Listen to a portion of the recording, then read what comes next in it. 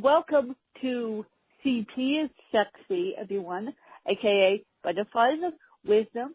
And I'm sorry that Elayne was talking away when technology decided to play games on us. So the reason why I entered with that intro, CP is Sexy, is Elayne is the host of Support is Sexy, and she's very famous in the digital media realm. And without further ado, I'm going to let Elayne take it away.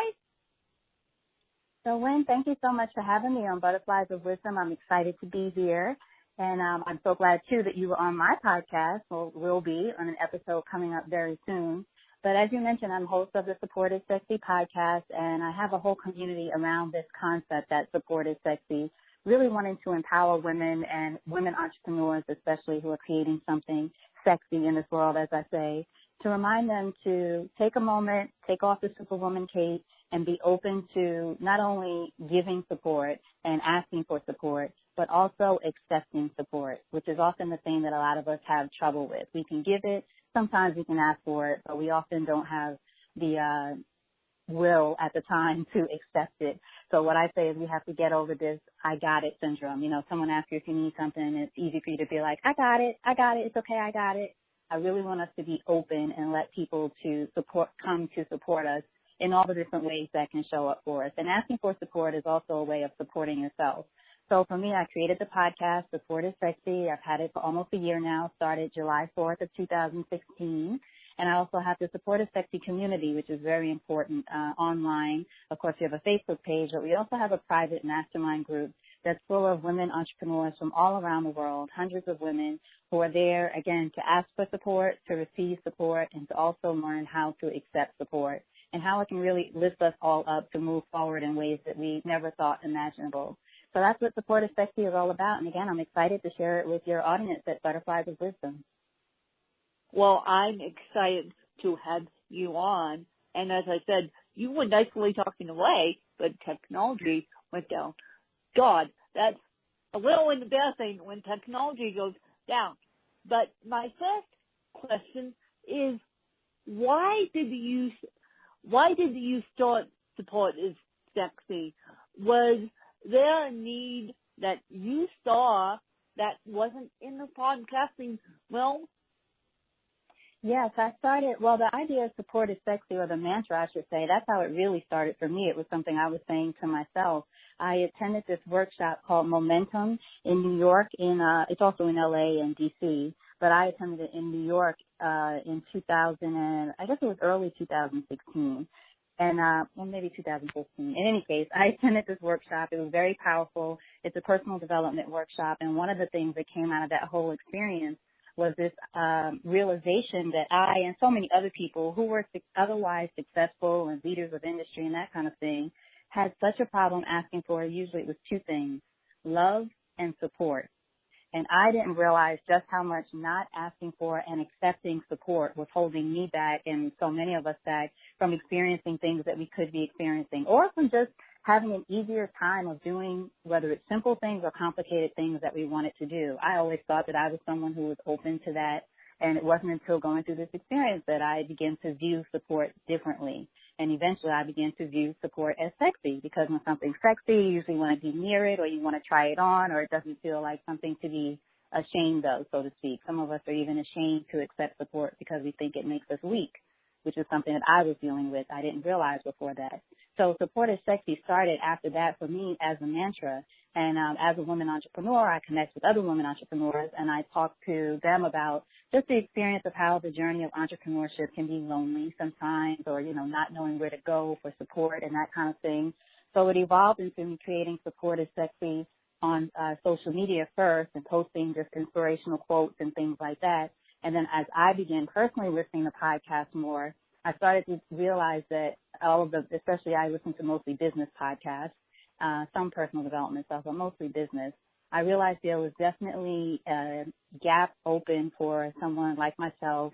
I'm a woman of color, a Black woman. I'm talking about business as opposed to entertainment, even though there's tons of great entertainment podcasts out there by a lot of different people, especially women. but I wanted to create something that was different from anything I had seen. Not to say it didn't exist before, but I didn't know any podcast by women 5 days a week that focused on women, that only featured women. So to answer your question, I definitely did see an opportunity there for me to not only create a podcast, but to also find a different way of getting this message out to as many women as possible that support is sexy. And I fully support your podcast. You guys know it. It's one of my favorite podcasts to listen to on a Monday morning when I'm trying to get out of bed and trying to go to my teaching job, which ends as of next week. I'm retiring from teaching preschool, thank God, because those kids are going to get on my nerves if I don't take myself out of it quick. So I fully support your podcast. But that being said, since you listen to other people's podcasts, what has been your favorite podcast you have listened to? Oh, I listen to so many great podcasts by women, I mean, yourself included, and also So Money by Farnoosh Torabi, Eventual Millionaire by Jamie Masters, also, Beyond the Business Suit by Kylie Carr, Package Your Genius, Amanda Littlejohn. So those are just a few, but especially ones by women, which I love to celebrate. But one of the ones recently that just started that I listen to, you mentioned listen to every day, is the Quote of the Day show by Sean Croxton. It's usually a short, maybe 15 minutes or so, sometimes less, a quote from some kind of speaker or personal development person or that kind of thing. Sean finds these great recordings of people and plays the message as part of the quote of the day. He pulls a quote from it, talks about it, but then plays a bit of the speech. And those have been really great to listen to Monday through Friday. And I think he started to do even a mix on Saturdays. So that's a fairly new one and one to check out. But again, I'm very big too on just celebrating and listing podcasts by women, especially because I feel like we often get left off those big lists that people like to create. As I was talking about to someone yesterday, I know it wasn't, with my book editor who's slowly but surely working on my second autobiography with me. And I was saying, she was asking me to interview myself. And one of the questions I asked my guests and I asked myself is, what is my favorite podcast? And not only yours, but I'm going to mention Lena Campbell's again, which is Dreams and Drive. And Lena does a fabulous job. I've actually had the honor of interviewing her. I haven't been on the other side of her mic yet. So if she's listening, she knows I want to be on her podcast, but that's a whole other story in itself. But to get back to my point, I was explaining to my book editor that people of diversity and people in color don't get to see the pretty light of the end of podcasting because people think we're not as smart as these famous entrepreneurs like John Lee Dumas, like Pat Flynn, and people don't understand not to judge a book by its cover, especially when you have women and you have diversity. Right. Yeah, I think you're exactly right, because I listen to Pat Flynn's podcast, John Lee Dumas, Tim Ferriss. Those are the ones, also Lewis Howes, School of Greatness is awesome. But again, it was, everyone sort of looked the same. And I started to think, that's when I started thinking about, well, what other voice can I bring to the table? Not even, obviously not in competition with them, but in your case, bringing, Butterflies of Wisdom and talking about CP and the different guests that you have on. We all have a voice. And one of the things I always say is it's very important for me to empower women to control their own narratives. So telling our own stories, controlling our own stories and that kind of thing. And I think podcasts are a great way to do that. And I'm so glad that you mentioned Raina. Raina was just on my show, too. She's fantastic, Raina Campbell of Dreams and Drive. And that's yet another one that I subscribe to. So once I find women podcasters especially that I really like, what they're talking about, I make sure to subscribe, which for everyone listening, that is very important. It's wonderful to listen to our podcast, which, we all love. I'm sure Wynn loves that as well, but make sure that you subscribe. And if you love it, I always say leave a review, but definitely subscribe because that helps us all. Yes, I think you stole my brain on that one, Elayne, because I was just about to say that if you find any podcast you love, i.e. Supported Sexy Dreams and Drives, Butterflies of Wisdom, my other podcast, The Spirit of 622, which now has a back catalog to it. It's slowly getting revamped. Fractional Mind, which I was a guest co-host on. Right now I'm doing the marketing for that one, but that one is my podcast as well. And so, please subscribe to each and every podcast that you see fit, because it helps the, podcast producer not only make us feel good when we see the download numbers, but helps other people find our messages as well. So, Elayne, what is your favorite book, if you have one? And it doesn't really have to be in the digital marketing space. It just has to be a book that you go back to time and time again. My favorite is The War of Art by Stephen Pressfield, and it's one that I recommend to the most people and that I actually buy for people a lot of times, especially if you're a creative type. I think it's such a great book, and it's one of the main premises of it is this idea of coming up against resistance. Resistance with a capital R is the sort of thing that keeps us from even starting a project or keeps us from sticking with a project and that kind of thing. So definitely The War of Art is one of my favorites that I go back to again and again. And now I'm going to ask the favorite child question. Elayne, what has been your favorite interview you have done on Support is Sexy? Oh, I don't have a favorite interview. Yes, that definitely is a favorite child question. I don't have a favorite interview, but I will say that one that I go back to and listen to because it seems to be a message that I like to refresh myself of again and again. And it's an earlier episode. I can't remember the number. I'm not good with that. I don't know how people remember the number episode that they did with someone. But the person is Patricia Moreno, last name Moreno. And she invented the workout called Intensati. And Patricia's episode was really powerful for me because she talked about, sometimes we're always looking for the answer to a question when we're trying to either create something or do something new or figure something out. We're looking for the answer. And Patricia said during the episode that she learned to live the question. And that was really powerful for me as someone, as entrepreneurs. Live the question. Yes, Lynn, live the question. And it really resonated with me. And as I said, I think that was last year. It was very early on. She might have been episode 20 something or 30 something. And I'm up to 256. So that tells you how, 226, excuse me. That tells you how much that resonated with me.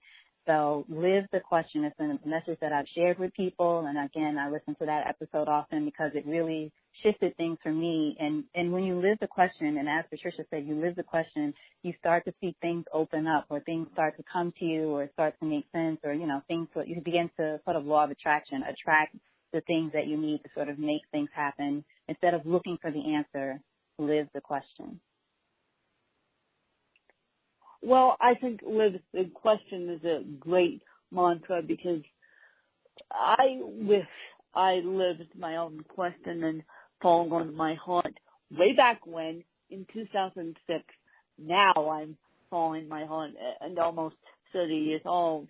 I'm actually going back to journalism. And the reason why I bring that up is because Elayne, one of the questions she asked on the podcast, how did you grow up? And I share something that I have never, ever shared on this podcast. I'm teasing everyone online to go listen to my episode on your podcast because I have never, ever shared this particular answer on my podcast. But this is why I'm now getting into podcast journalism. and Elayne definitely knows what I'm talking about because I said it on her podcast. But you guys should go not only listen to my podcast, but on her podcast, but listen to her back catalog because her back catalog is amazing. And Elayne, how did you come up with doing it 5 days a week with a mix of interviewers and a mix of solo casts? That actually happened by accident early on. Fortunately, when I first started the podcast, I began thinking about all the women I already knew. That was another reason I said, well, I'll just interview, fantastic women entrepreneurs that I know. That's how it started. And I had interviews 5 days a week, which was great. And it went on for weeks and weeks and weeks. And then, as I'm sure you know, people's schedules start changing. People start falling out. You have to move things around and that kind of thing. And I was doing it all and still doing it all myself at that time, booking people and all of that. So I started to have holes in different places, but I was committed to having a show 5 days a week.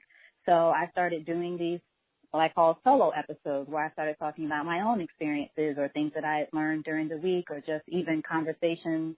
I just did an episode today talking about the conversation with you and 2 other women I interviewed this week.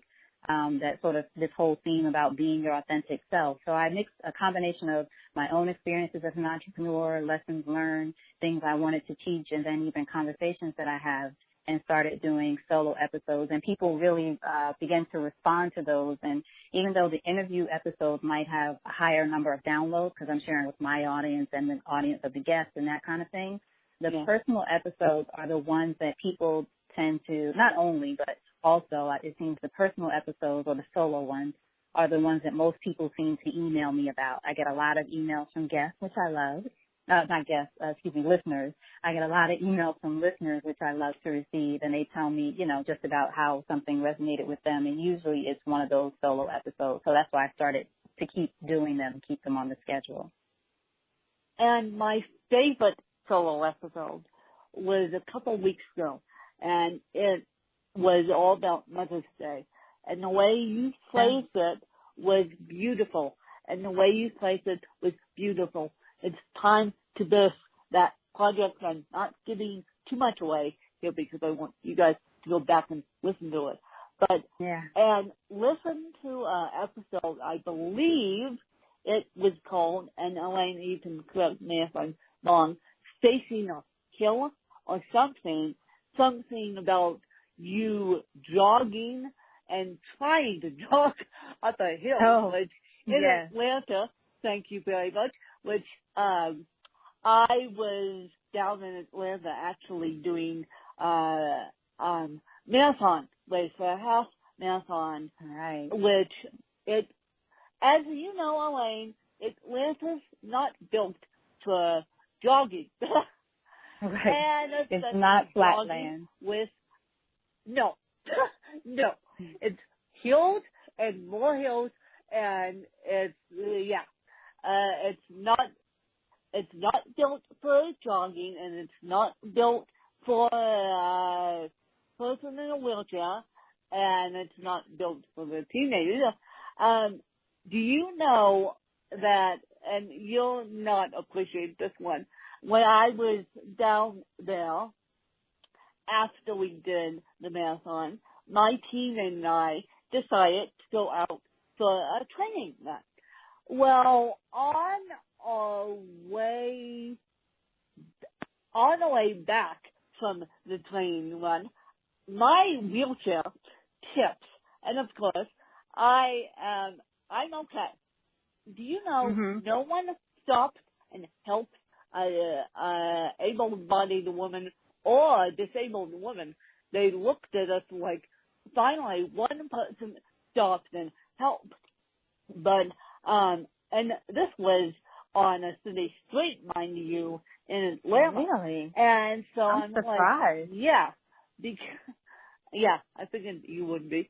Because when I listened to your episode, Facing a Hill, I'm like, she's going to have to face more hills because of your bad knee and all that good stuff because as you guys know, living in Atlanta's not built for jogging. Atlanta's built for more traffic than you guys know what to do with. So, yeah. So it's, when you say ask for help, in this case, we were asking for help, and no one stopped to help until that one particular stranger. But I'm amazed how many people saw us, drove by. Now, granted, I was tipped over in my wheelchair. I'm thinking, oh, great. And luckily, my wheelchair is light enough that my teammate was able to scoop the wheelchair up. But it's like, really?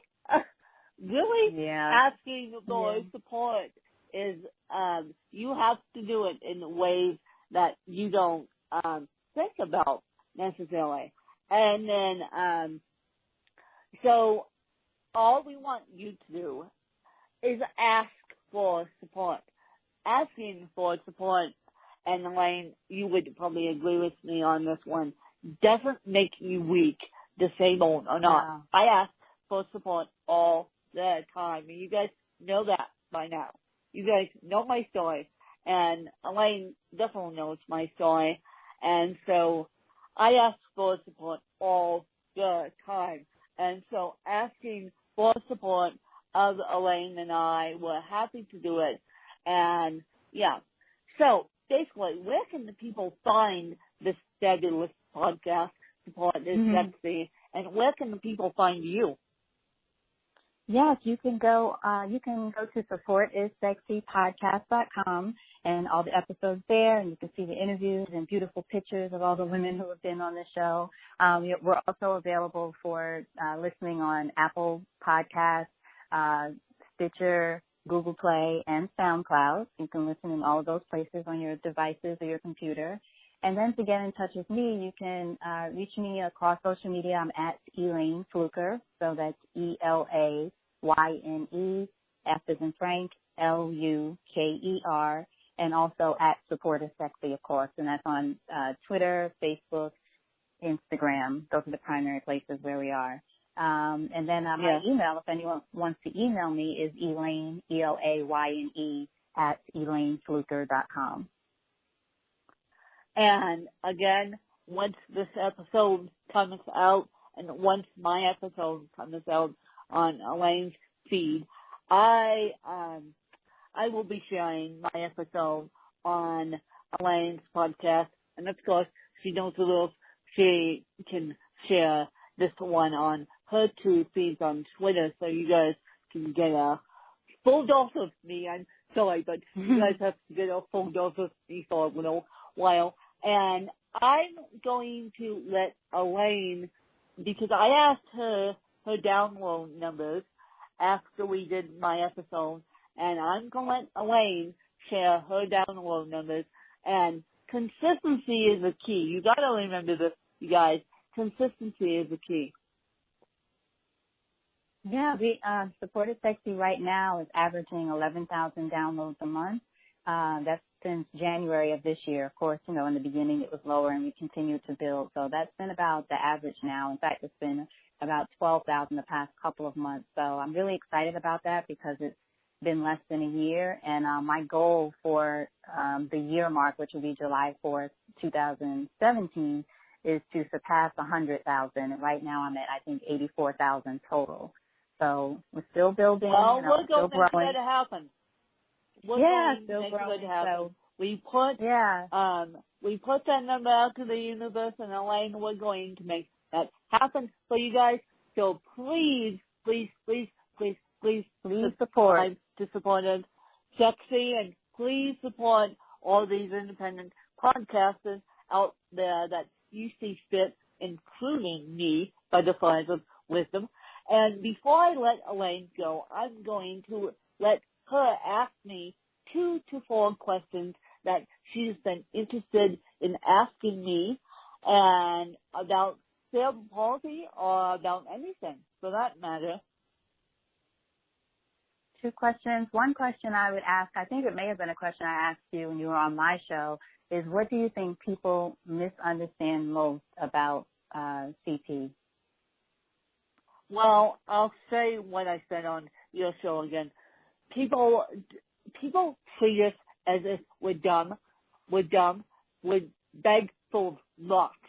They don't understand that people with cerebral palsy or any disability, any physical disability for that matter, or any mental disability for that matter, have brains, have the lights on inside. So please, please, please, please, please don't judge a book by its cover. Ask the person what is your disability, and if they're open to talking about it, like I am, then you'll have a full conversation. If they're not, that's up to them. But don't judge a book by its cover. Don't treat the person as if they're a bag of rocks. I'm sorry to put that stigmatism out there, but that's how I feel about it. Mm-hmm. And my other question would be, why is it so important for you to be a voice and to educate people about life with cerebral palsy? Because there's so much research going into this. It's interesting that you asked this question because I had another interviewee this morning ask a very similar question to yours. And there's so much research going into cerebral palsy. I mean, United Cerebral Palsy, which is across the U.S. and worldwide, is my national organization for cerebral palsy. But I don't think they do enough awareness. I don't think they do heavily research cerebral palsy, but there's only so much research you can do on cerebral palsy until you turn blue in the face. I don't care how scientisty you are, but I don't think there's enough research, there's enough awareness or research on cerebral palsy, because when people don't even know what the color is for cerebral palsy, which is green, people don't even know how it manifests, and 764,000 kids and adults have CP in some form or fashion. And that's the latest Google stats that I Googled only a couple of days ago, you guys. So I feel like I am a voice for those who can't speak, for those who have cerebral palsy and use augmentative devices to speak. And I just feel like I now need to be that voice even stronger now with what is happening with the U.S. government and Obamacare and all that good stuff. I don't like to get political about it, but the way the education system is going and the way our president is treating women is disgraceful. Mm-hmm. And how, like you said, not to get political, but I definitely agree. Well, great. Those would be my two questions for you. You know, I think the work that you're doing is so powerful, so I'm glad you're doing it. Oh, thank you. Thank you. And again, all Elayne's information will be in the show notes. And when you click on either any podcast, it will automatically take you to show notes. And Elayne her show notes go to blog, but mine go directly to her website. So, to each their own, I'm doing show notes. But when you click on podcast artwork in either Stitcher, SoundCloud, or Apple Podcast, it should take you to the podcast host show notes if they choose to do them. So again, I thank Elayne for coming on. I know we had scheduling issues and then we had technology issues, but I thank Elayne for coming on and sharing Supported Sexy with all of us. And again, this podcast has been sponsored by GoKitter, Kitter. Kitter is a desktop app for Twitter, and you compose a tweet, they put the hashtag for it.